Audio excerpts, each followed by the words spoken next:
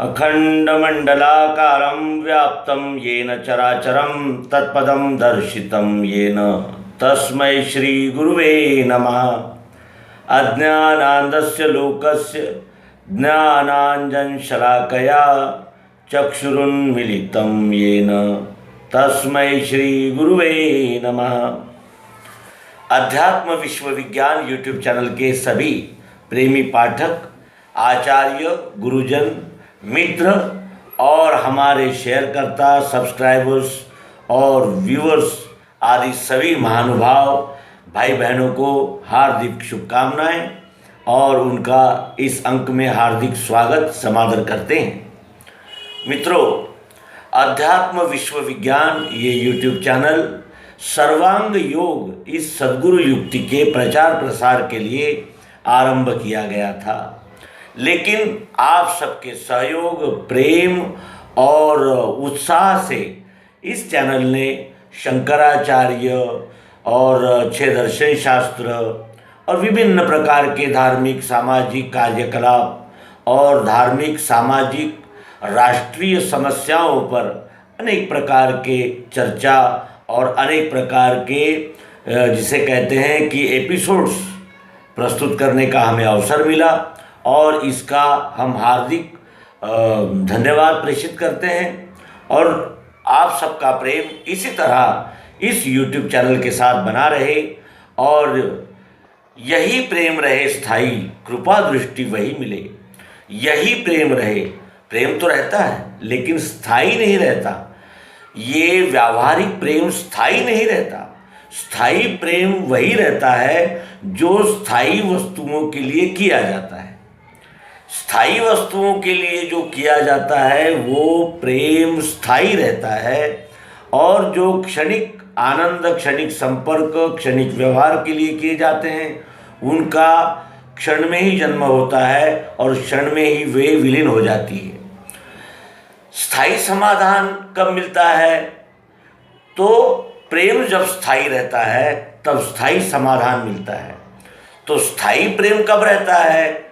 जब हमें वो स्थायी लक्ष्य की यानी दृष्टि, लक्ष्य की दिशा ध्यान में आने लगती है कि स्थायी क्या है, और जो स्थायी है उसको खोजने में जब हम लगते हैं तो धीरे धीरे ये सारी सृष्टि, हमारे पूर्व कर्म, हमारे यानी जिसे कहते हैं अर्जित की हुई विद्वत्ता और अनेक प्रकार के अनेक जो उपहार हमें मिलते रहते हैं कि अच्छे संगत में बैठने का योग मिलना, अच्छे गीतों का, अच्छे यानी जिससे भक्ति गीतों का सहवास मिलना और अनुभवी और धूप छांव देखे हुए लोगों का साथ मिलना, उनका संग होना, ये सब प्राप्त होने लगता है और धीरे धीरे हम उस दिशा में चलने लगते हैं जो स्थायी है।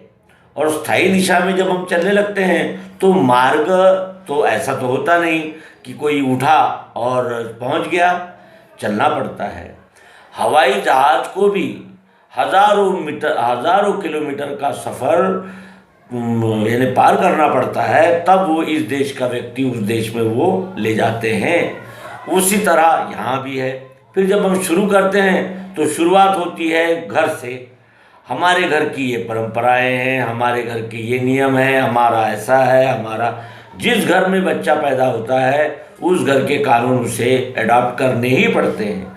हमारे घर में ये परंपरा है कहने के बाद उस घर का लड़का ये नहीं कहता कि भाई ये परंपरा है क्या और ये कितनी उचित है, कितनी अनुचित है, इससे होगा क्या, इस प्रकार के प्रश्न नहीं पूछता, क्योंकि वो जानता है कि ये मुझे जन्म के साथ ही प्राप्त हुआ है।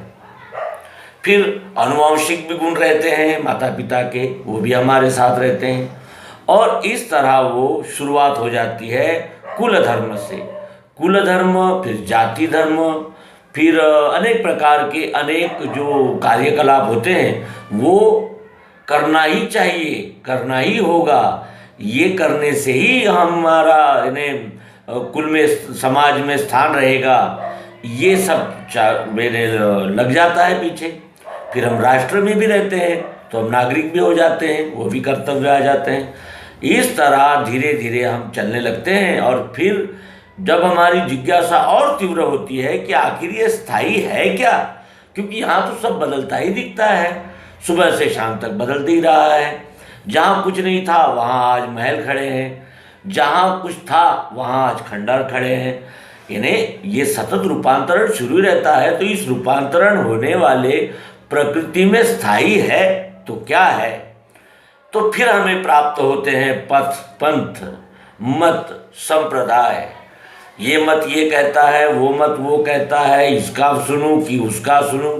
फिर इसमें भी कितने प्रकार के यानी मार्ग है कि फिर पंथ में ही अनेक उपपंथ है, और वो उपपंथ में भी कुछ लोग इस ग्रंथ को मानते, कुछ लोग उस ग्रंथ को मानते, कुछ लोग किसी ग्रंथ को नहीं मानते, अपने ही पंथ को मानते। इस प्रकार मनुष्य के भटकाव के हजारों कारण होते हैं, और उन सब कारणों का निराकरण करते हुए और अपनी वैज्ञानिक, जिसे कहते हैं कि सचमुच ही समाधान हो जाए, इस प्रकार की जिज्ञासा को तब तक संभाल के रखना, प्रज्वलित रखना, यही है बहुना जन्मना मनते ज्ञानवान माम प्रपद्यते वासुदेवा सर्वमिति स महात्मा सुदुर्लभा।